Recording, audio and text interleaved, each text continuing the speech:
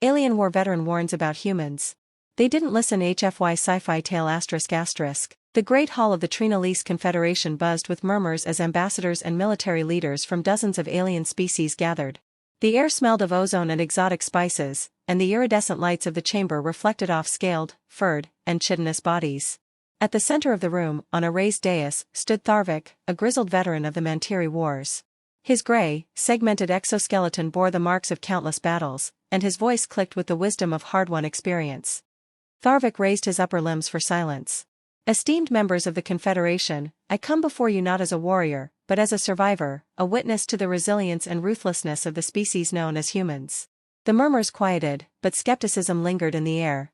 Most present had only heard of humanity through distant reports, rumors of a race that had recently joined the galactic stage. They were small, squishy, and technologically inferior to most Confederation members. What threat could they possibly pose? Tharvik clicked his mandibles. You see them as primitive, divided, and weak. That is your first mistake. Humans thrive in adversity.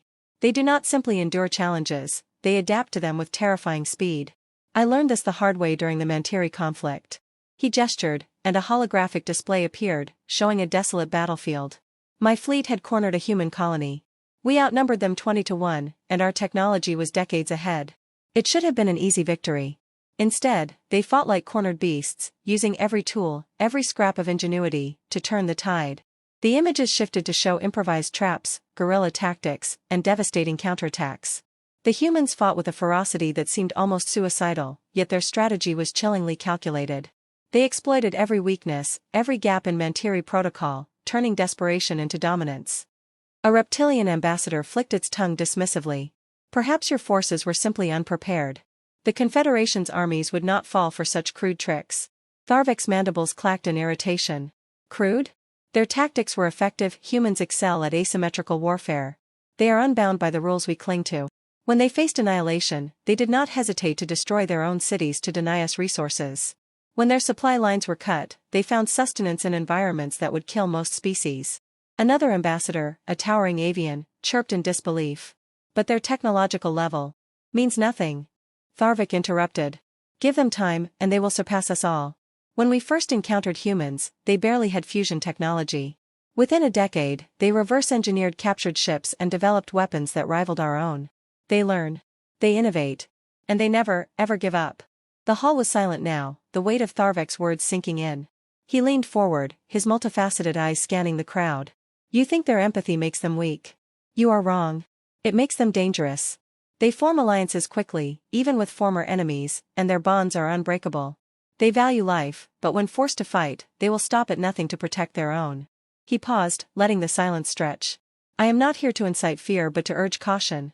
If the Confederation seeks to subjugate humanity, it will fail. If we provoke them, they will rise to the challenge. I have seen what they are capable of, and I beg you to learn from my mistakes. An uneasy rustle swept through the chamber.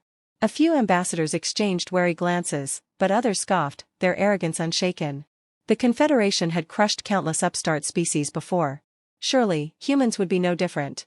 As Tharvik stepped down from the dais, he muttered to himself, they won't listen. They never do. Years later, as the Confederation's fleets burned and its strongholds fell, Tharvik's warning echoed in the minds of those who had dismissed him. Humanity, once underestimated, now stood as a force that reshaped the galaxy. The Confederation had learned too late, you do not corner a species that thrives in the face of extinction.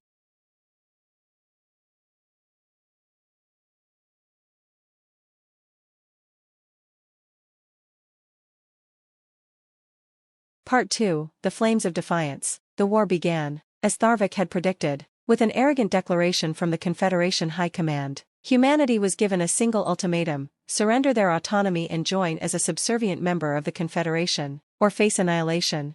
The humans' response was brief, sent across galactic channels in every major language. We decline.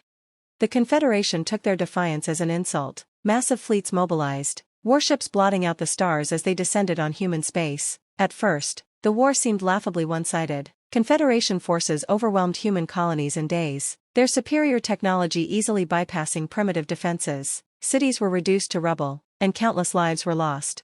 Yet, instead of breaking, humanity rallied. #####The turning point. On a frozen moon near the edge of the Andrus system, the first sign of humanity's ingenuity emerged. A Confederation strike force, led by Admiral Kirex, had cornered a human resistance group in an abandoned mining facility. The facility was old, its defenses long since stripped for other uses. The humans seemed doomed. But the resistance fighters had rigged the entire mining complex with explosives made from volatile ores. As the Confederation troops advanced, they were ambushed by unmanned drones, improvised weapons, and false signals that lured them into deadly traps. When the humans detonated the mines, the explosion was so massive it wiped out half the fleet in orbit. Word spread quickly, humanity didn't fight fair.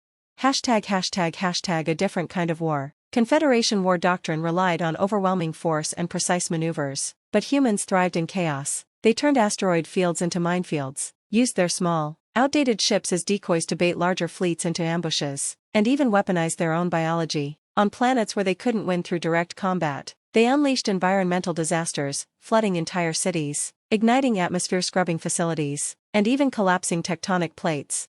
Humans also attacked the Confederation where it hurt most, its unity. Using captured communication systems, they spread propaganda that sowed distrust among the member species. Every Confederation defeat was broadcast across the galaxy, accompanied by messages like, "They are not invincible, neither are you."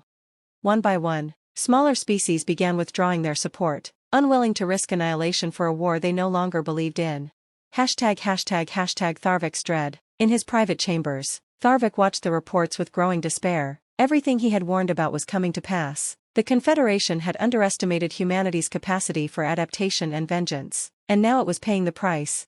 "They don't fight to win," he muttered to himself. "They fight to survive, and when survival is the goal, there are no limits." Despite his efforts to warn High Command, his words were ignored. Humanity's victories were dismissed as lucky or insignificant, even as the tide of war continued to shift. ###The final blow. The breaking point came at Erixia Prime, one of the Confederation's oldest and most fortified planets. Confident in their defenses, the High Command had stationed the bulk of their fleet there, believing it untouchable. Humanity proved them wrong. Using stolen Confederation technology, the humans disguised a fleet of freighters as harmless trade ships. Once inside the planet's defensive perimeter, they unleashed devastating payloads of antimatter bombs. The explosion was cataclysmic, wiping out Erixia Prime's defenses and reducing much of the planet's surface to molten slag. The Confederation's morale shattered. In the following months, human forces struck with relentless precision, dismantling what remained of the once mighty alliance. ###A new order. When the war finally ended, humanity stood victorious, but instead of seeking vengeance, they extended an olive branch, offering peace to the surviving Confederation members. It was a calculated move, one that cemented their place as leaders in the new galactic order. Tharvik, now retired and living on a remote moon, received an unexpected visitor. A human envoy, clad in a simple uniform, stood at his door. "You warned them," the envoy said, their tone neither gloating nor accusatory. "You saw what we could do, and you tried to stop this." Tharvik clicked his mandibles in resignation. "I failed. My words were drowned out by arrogance." The human nodded. "Arrogance is a dangerous thing, but so is underestimating those who fight to survive." As the envoy departed, Tharvik stared out at the stars, wondering what the galaxy's future would hold. Humanity had proven itself a force to be reckoned with, a species that thrived not in spite of adversity, but because of it.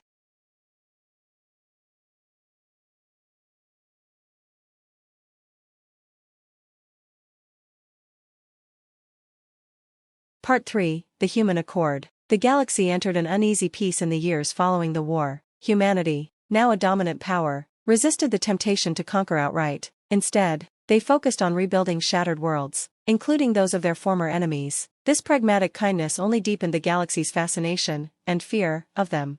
The new galactic order was known as the Human Accord, a loose coalition of species united under shared principles of autonomy and mutual defense. While humans led the accord, they insisted on equal representation for all member species. The move baffled many, especially the former Confederation members, who had expected their new overlords to impose harsh terms. Tharvik watched these developments with cautious optimism. He had long feared humanity's capacity for destruction, but now he saw something else, a desire to build a better future. ###The First Accord Summit. The first major test of this new alliance came during the Accord Summit, held on Luna, Earth's largest moon. Representatives from dozens of species gathered in the sprawling dome of the Armstrong Convention Center. Among them was Tharvik, who had been invited as a special advisor. The human representative, a young diplomat named Lena Orsova, stood at the podium. Her calm demeanor belied the weight of the moment. "We are not here to dominate," she began, her voice steady. "We are here to ensure that no species, human or otherwise, faces extinction at the hands of another. The wars of the past have shown us the cost of arrogance and division. The Accord exists to prevent such destruction from happening again." There was skepticism. Of course, the Garath, a proud and militaristic species, voiced their doubts. "Your species could destroy us all if you wished. Why should we trust your intentions?" Lena didn't flinch. "Because trust is the only way forward. Humanity has learned that the strongest alliances are built on mutual respect, not subjugation. We invite you to work with us, not for us." Tharvik clicked his mandibles in approval. It was a clever response, one that emphasized unity without denying humanity's strength. ##### A galaxy in transition. Despite initial resistance, the Accord began to take shape. Humans led efforts to rebuild devastated planets, sharing their technological advancements freely. They established research programs that included scientists from every species, fostering unprecedented collaboration. But not everyone embraced the new order. Rogue factions, remnants of the Confederation and other discontented groups, plotted in the shadows. They saw the Accord as a human ploy to cement their dominance under the guise of altruism. #### The shadow threat.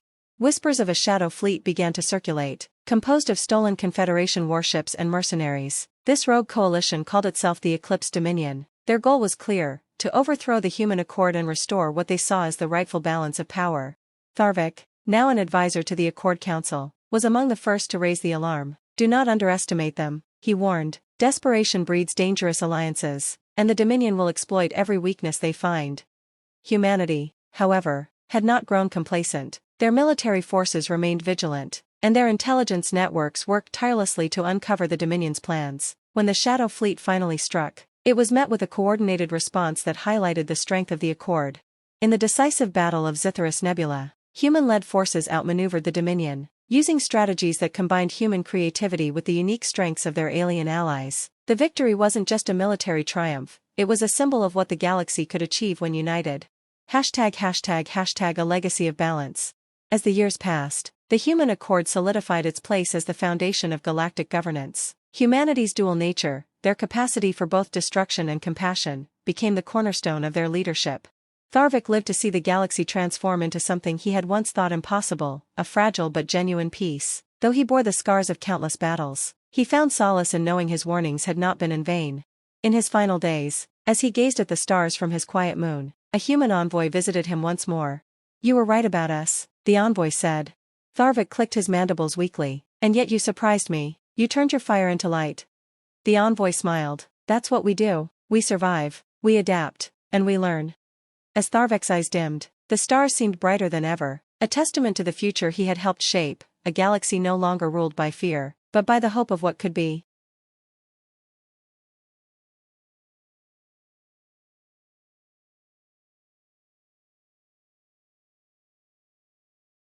Part 4, The Forgotten Beacon. Decades after the formation of the Human Accord, the galaxy thrived under its leadership.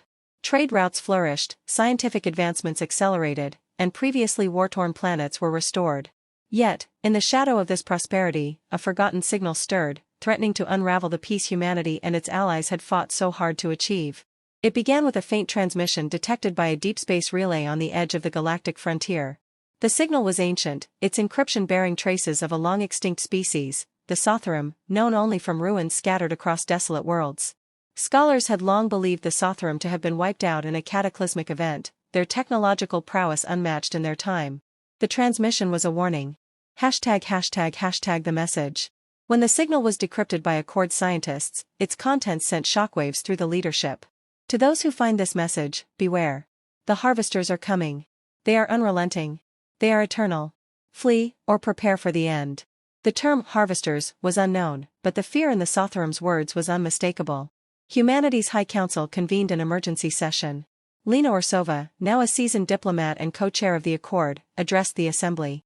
"This could be nothing more than the ghosts of the past," she began, "but if there is even a chance this threat is real, we cannot ignore it. The Sotharum were far more advanced than any of us, and yet they fell. We must uncover the truth." The council voted to dispatch an exploratory fleet to the source of the signal, a barren system on the edge of known space. Among the fleet were human ships, alien allies, and a team of experts, including retired advisor Tharvik, who had been coaxed back into service for his vast historical knowledge. Hashtag the edge of extinction. The fleet arrived in the Sothrum system, a graveyard of shattered planets and asteroid fields. What they found chilled them, colossal structures orbiting a dead star, their purpose unclear. The team identified them as remnants of the Sothrum, their architecture riddled with signs of conflict. As they explored, the fleet's sensors detected something moving within the asteroid field. At first, it seemed to be debris, but then the shapes shifted, forming a coordinated swarm. The harvesters had awakened. These were no ordinary machines. The harvesters were vast, insect-like constructs, each the size of a city, their surfaces bristling with weaponry and tendrils that reached out to strip matter from anything in their path. The fleet barely escaped, suffering heavy losses in the process. Tharvik, aboard one of the surviving ships, grimly reviewed the data. "This is what the Sothrum warned us about. They don't destroy, they consume. Planets, ships, even life itself. They take and assimilate." Hashtag humanity's gambit. Back in Accord space, the council was divided. Some advocated retreat, arguing that the Accord couldn't hope to defeat an enemy that had destroyed the Sothrum. Others, led by Lena Orsova, pushed for resistance. "If we run, the harvesters will follow," Lena said. "They will consume us as they did the Sothrum. But we have something they didn't, unity. Together, we can find a way to stop them." It was humanity's adaptability that led to a breakthrough. Scientists devised a plan to weaponize the very technology the harvesters used to consume matter. They created the resonance bomb, a device capable of disrupting the energy fields that powered the machines. The challenge was delivering the bomb to the heart of the harvester fleet, the core swarm, an immense construct believed to coordinate the entire collective. Hashtag the final battle. The battle that followed was the largest in galactic history. Ships from every Accord member joined humanity in a desperate bid to protect their homes. The harvester fleet descended on Accord space like a storm, their numbers seemingly endless. The resonance bomb was loaded onto a stealth ship piloted by a team of volunteers, including Lena herself. The mission was simple but deadly: infiltrate the core swarm and detonate the bomb at close range.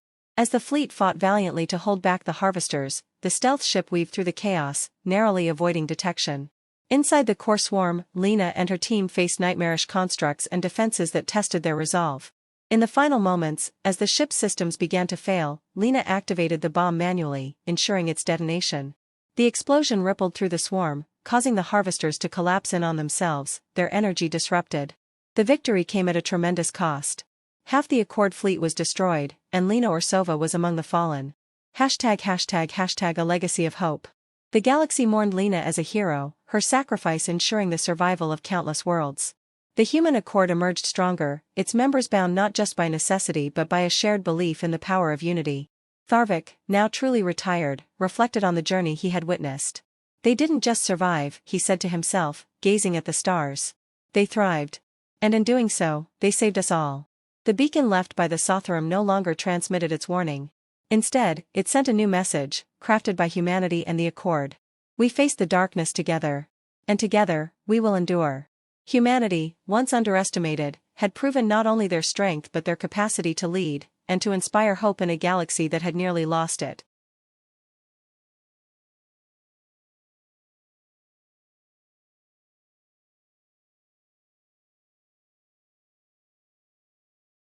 Part 5, The Seeds of a New Dawn. With the defeat of the harvesters, the galaxy entered a new era. The shadow of extinction that had loomed over countless worlds slowly lifted, replaced by a fragile but undeniable sense of unity. But as one threat faded into the past, new challenges began to emerge, signaling that the road to true peace would be long and unpredictable.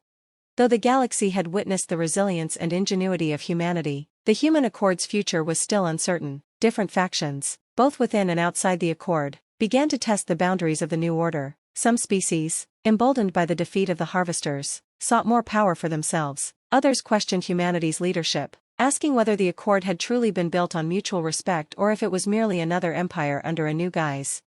The internal pressures were palpable. There were whispers of rebellion on the outer rim, where lawlessness still thrived. Tensions flared as competing interests clashed, and old grudges began to resurface. Yet, for the first time, the galaxy had something stronger than fear to hold it together: hope. Humanity's legacy of adaptation and growth inspired many, but it also set the stage for a larger question that would shape the future of the galaxy. What would be the true role of humanity in this new age? Hashtag the seeds of division. While most species still revered humanity for their victory over the harvesters, there were those who viewed the Accord's leadership with suspicion. The Garath, once proud warriors and staunch members of the Confederation, felt increasingly sidelined as human influence grew stronger in the Council. Despite their cooperation during the Harvester War, their ancient sense of honor clashed with what they perceived as humanity's more pragmatic, and sometimes manipulative, style of diplomacy. There is a subtle arrogance in the way humans govern. A Garath general, Targak, spoke openly to his peers. They speak of unity and equality, but they hold the power. In truth, they are no different than the Confederation's old masters. Rumors of discontent spread like wildfire, and soon other species, including the reptilian Trinalese and the enigmatic Azadi, began to express their unease. A coalition began to form, one that feared humanity's growing influence would eventually lead to a new form of galactic domination. In response, the humans pushed forward with the idea of galactic terraforming, a proposal to rejuvenate dead worlds and create new ones. While the plan promised prosperity, it also threatened to destabilize long-standing territorial disputes. The tension between progress and preservation of ancient territories reached a boiling point. ###The rift of the Droma system. The spark that threatened to ignite a new war came from the Droma system, a resource-rich sector on the border of human-controlled space. The system was claimed by multiple species, each asserting their right to the untapped wealth of its planets. When humanity announced plans to terraform the system as part of their expansion efforts, the Droma Accord, an alliance of the Garath, Trinalese, and Azadi, vehemently opposed the move, demanding the system be left untouched. Lena Orsova's successor, Ambassador Arias Solis, a young but determined diplomat, found herself at the center of this crisis. Despite her deep belief in the ideals of the Accord, she knew that the situation was far from simple. "We cannot afford another war," she told the Council, "but if we allow this rift to grow, the very unity we fought for will crumble." Humanity's position was firm. The Droma system was crucial to the expansion of the Accord, and its terraforming would help to alleviate the pressure on overpopulated colonies. Yet, as Arias spoke to leaders from both sides, she found that the lines were becoming blurred. Were the humans pushing for expansion, or was it a genuine effort to better the galaxy? ###The path of diplomacy. In the midst of this political struggle, a new force emerged, one that transcended mere territorial disputes. A clandestine faction calling themselves the Eclipsed Order began to stir. Unlike the Harvesters, this group sought not to destroy, but to control. They whispered to the disaffected, offering promises of a new, unified order where the galaxy's resources would be governed by a select few, those who had the strength to seize them. The Eclipsed Order operated in the shadows, influencing rebellious factions like the Garath and the Trinalese, and leveraging the growing discontent within the Accord. Tharvik, who had taken on an unofficial role as an observer, grew increasingly uneasy. He had seen this type of manipulation before. "They will tear this galaxy apart if we let them," he warned during a private meeting with Ambassador Solis. "The Eclipsed Order preys on our weaknesses, our fear, our pride, our inability to see beyond the present." With Tharvik's counsel, Arias began to rally the leaders of the Accord, trying to consolidate the factions before they were consumed by the chaos. The time for diplomacy was running short. ###A test of leadership. The final showdown came not in battle, but in a tense summit held at the site of the Droma system's disputed territory. Arias Solis, supported by the human forces and allies, presented the case for the greater good of galactic unity. At the same time, Garath General Targak and the Trinalese High Commander, Mita, made their case against human expansionism, warning that it would be the final straw that broke the Accord's fragile peace. "I understand your concerns," Arias said calmly, addressing the dissenting leaders, "but our galaxy is not defined by the mistakes of our past. If we are to move forward, we must compromise." For the first time in galactic history, an accord was forged not by victory, but by the willingness of all sides to acknowledge their shared stakes in the future. The Droma system would remain unterraformed for the time being, but a mutual governance council was established to share resources and maintain peace. It was a fragile resolution, but a resolution nonetheless. ###A future yet to be written. The tension in the galaxy remained, but the actions taken in the Droma system marked a turning point. It was clear that humanity, despite its strength, could not lead by force alone. Diplomacy, unity, and understanding would be just as important in the coming decades.